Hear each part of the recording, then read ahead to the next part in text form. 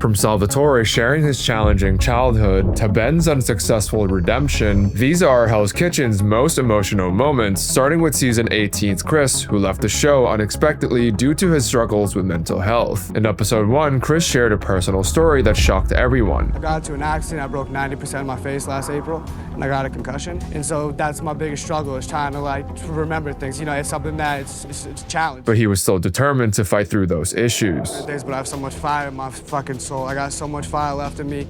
Right, so I'm sorry about the accident, but fight back. Yes, chef. But sometimes willpower isn't enough. And in episode 6, Chris started showing concerning signs. I'm not feeling that great. You know, I'm starting to doubt things, you know, because of my accident. I had some past demons, you know, and I've worked so hard to be this optimistic man. And if I feel like I'm losing that, like, there's no purpose. And his condition continued to worsen even after winning a challenge. Like, it was a cool win, but winning and being on this like natural high, and then, you know, knowing that it's coming down, I feel like the longer I stay, the more it's going to progress in this darkness. As a result, he decided to share his desires to leave the show with sous chef Christina. My head's not in the game. I can't cook if my head's not in the game. Sorry, Can you stay the fuck out of here, please? I'm gonna be bowing out of Hell's Kitchen. Today? And when Chris finally got the chance to talk to Gordon, he would struggle to put into words what he was dealing with. Just fucking demons. I don't know how to explain it, Chef. It's not voices in my head. It's a feeling of, Chef, I don't know how to put it into words. But that was all Gordon needed to hear. If you're uncomfortable and you're feeling demons, then you need to go and get help quickly. Yes, Chef. And he even offered to help Chris out. I want you to go straight to somebody and talk immediately, okay? Absolutely, Chef. I'm not gonna do anything other than that. I'll help you with that. Thank you, Chef. Okay, wish you the best of luck. Go on, head up. Yeah. But before Chris leaves the show, he shares one last heartfelt message. It's easier to lie and hide behind things, but it's harder to face the music and to take yourself off an opportunity thousands would kill for. But for me, it's just absolutely the right thing to do. However, Chris wouldn't be the only chef whose troubled past came to haunt them mid-season. As season 7, Salvatore would also face the same issue. During episode 3, he gets berated by Gordon for bringing an unreadable ticket. Salvatore, show me. Oh my God, what is that? What is that? I can't read that. Are you writing in Japanese? And they weren't unreadable just because of poor handwriting. Salvatore! Are you right, Mr. Bush? I don't know how to write. English. 6. Bush, which is French, it's not English.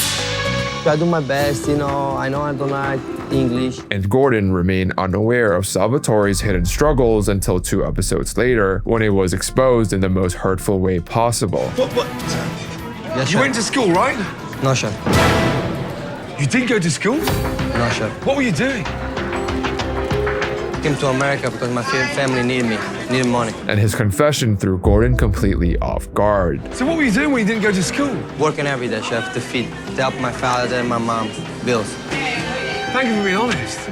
I always been honest, chef. Just take your time. It was heartwarming to see Gordon's immediate switch up after Salvatore shares his difficult past. But this wouldn't be the last time we would see Gordon's softer side, like when he gave season 19's Declan a one-of-a-kind surprise. In episode 15, with only 3 contestants remaining, Gordon brought in the families to celebrate, but there was a problem with Declan's situation. I've been told by my team that your parents are on vacation.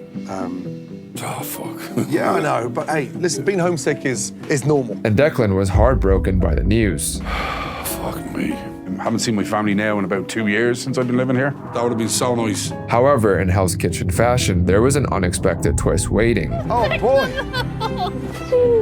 Welcome, Mum and Dad. Oh my God. And Declan shares a heartfelt moment with the viewers. So at last, they get to see all the hard work I put in through my life. And they see me now, one of the 3 finalists on Hell's Kitchen with Chef Ramsay. While Declan got a heartwarming reunion with his parents, Ben's reunion with Hell's Kitchen in season 17 was a nightmare from the start. In season 5, Ben could not make it further than the final 4 and was hoping he could redeem himself this time around. Come at it gung-ho like I did the first time, but it's easy to sort of burn out. This time, I need to really pace myself. I don't have any agenda other than to win. However, in the 10 years since season 5, Ben's health had significantly deteriorated and his teammate Manda started noticing something something was off about his appearance, prompting her to ask him, Are you diabetic? Newly, so I'm up and down. Oh no. I feel like my eyes are sinking in. I'm not feeling it Yeah, off. your color's wacky. I'm gonna go check my sugar, guys. I'll be back. and Ben quickly approached the medic on site as his condition started to worsen. I don't know if it's stress related. I don't know, but I'm just lethargic and my eyes are just blurry as shit. It's like someone threw sand in my eyes. Watching Ben reflect on his younger days was difficult to witness knowing his current reality. 10 years ago, season 5, back in the day, I was young, I was healthy.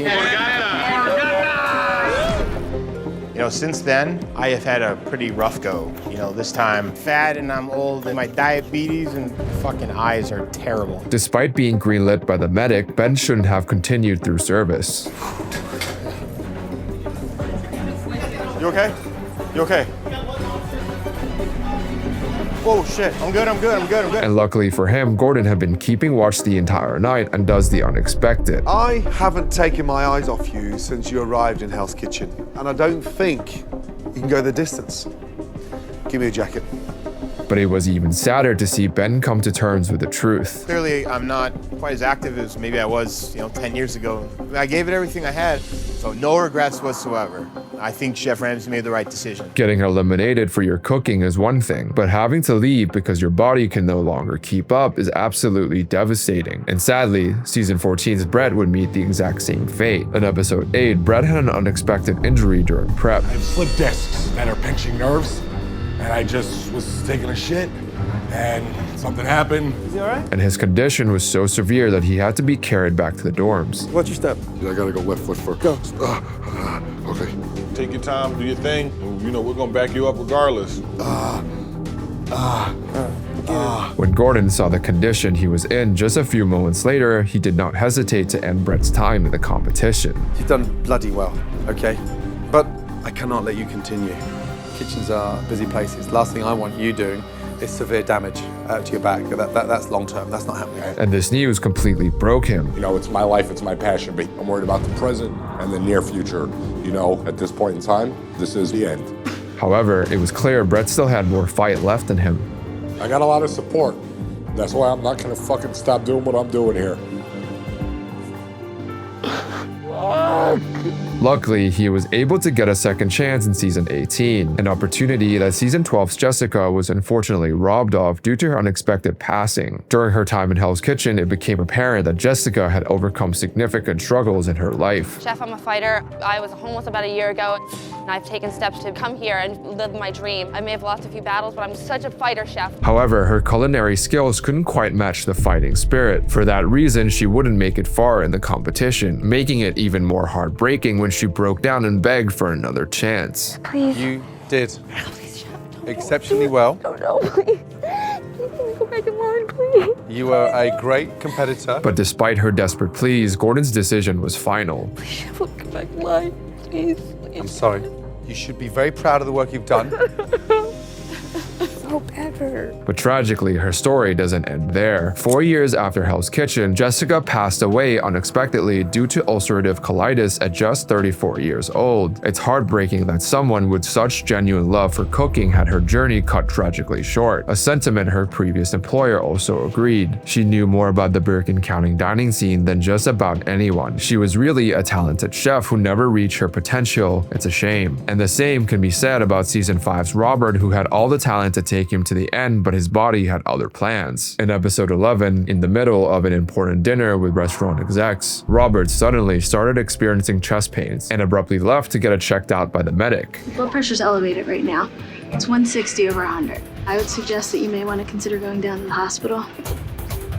As a result, he was immediately rushed to the hospital, leaving his teammates completely in the dark. It wasn't until hours later that he called with an update. What the fuck is that beeping in the background, dude? Something's definitely wrong with me, and they don't know if it's a heart attack. There's a lot of chest pain, and bad news is I have to stay here overnight. And his teammates could only wish for the best. We've all just fought so hard to be where we're at now, the final 5. I want nothing more than to have Robert come back home with us and continue this competition. Later that episode, Robert was able to return and his teammates couldn't contain their excitement. However, that joy was short-lived because Robert was able to share devastating news. Yeah, how you feeling? Not good. Not good. What did the medics say? I have pericarditis, which is a swelling of the sac around the heart, which leads to heart disease. For that reason, he was unable to continue in the competition, crushing his teammates. I feel awful for Robert. It's upsetting to lose a friend and, a competitor in that way. He's a bang-up guy, and I'd be honored to work with him. Danny, man. And Gordon had nothing but kind words for him. I just want to tell you that you have been a fantastic competitor. Thank you, sir. And you had the potential to win this competition. You never, ever, ever forget that. Thank you very much. Although Robert had a tragic ending to his time with the show, he would refuse to let that define him, completely turning his life and health around just a few years later.